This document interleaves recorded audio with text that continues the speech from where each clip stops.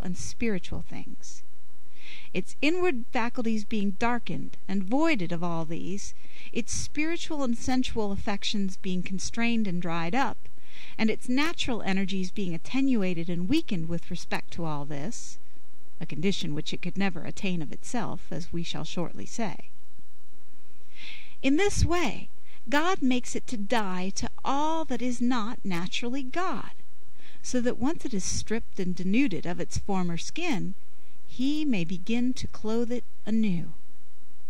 And thus its youth is renewed like the eagle's, and it is clothed with the new man, which, as the Apostle says, is created according to God.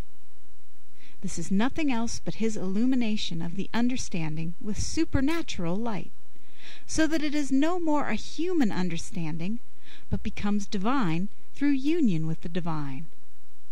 In the same way the will is informed with divine love, so that it is a will that is now no less than divine, nor does it love otherwise than divinely, for it is made and united in one with the divine will and love. So too is it with the memory, and likewise the affections and desires are all changed and converted divinely, according to God. And thus this soul will now be a soul of heaven, heavenly, and more divine than human.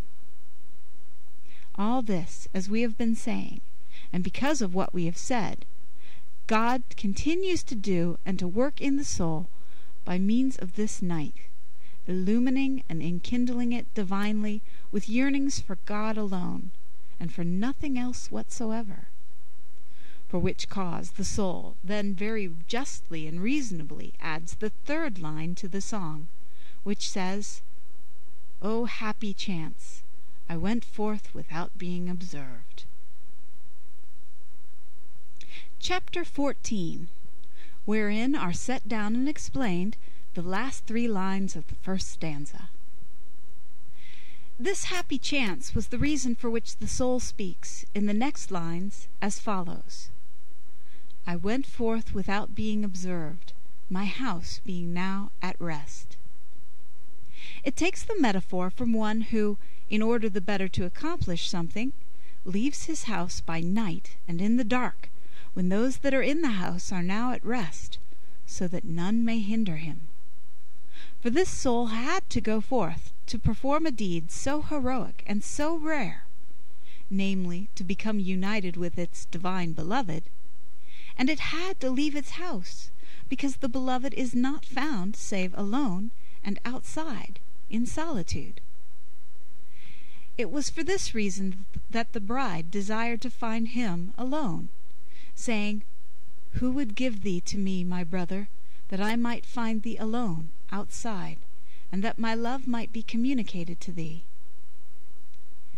It is needful for the enamoured soul, in order to attain to its desired end, to do likewise, going forth at night, when all the domestics in its house are sleeping and at rest, that is, when the low operations, passions, and desires of the soul, who are the people of the household, are, because it is night, sleeping and at rest.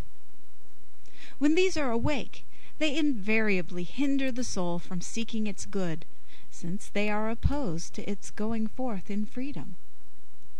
These are they of whom our Saviour speaks in the Gospel, saying that they are the enemies of man.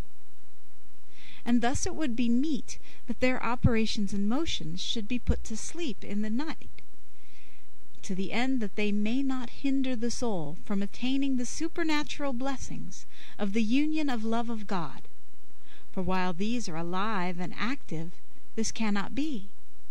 For all their work and their natural motions hinder rather than aid the soul's reception of the spiritual blessings of the union of love, inasmuch as all natural ability is impotent with respect to the supernatural blessings that God, by means of his own infusion, bestows upon the soul passively, secretly, and in silence. And thus it is needful that all the faculties should receive this infusion, and that in order to receive it they should remain passive, and not interpose their own base acts and vile inclinations. It was a happy chance for this soul, that on this night God should put to sleep all the domestics in its house. That is, all the faculties, passions, affections, and desires which live in the soul, both sensually and spiritually. For thus it went forth without being observed. That is, without being hindered by these affections, etc. For they were put to sleep and mortified in this night, in the darkness of which they were left, that they might not notice or feel anything after their own low and natural manner, and might thus be unable to hinder the soul from going forth from itself and from the house of its sensuality.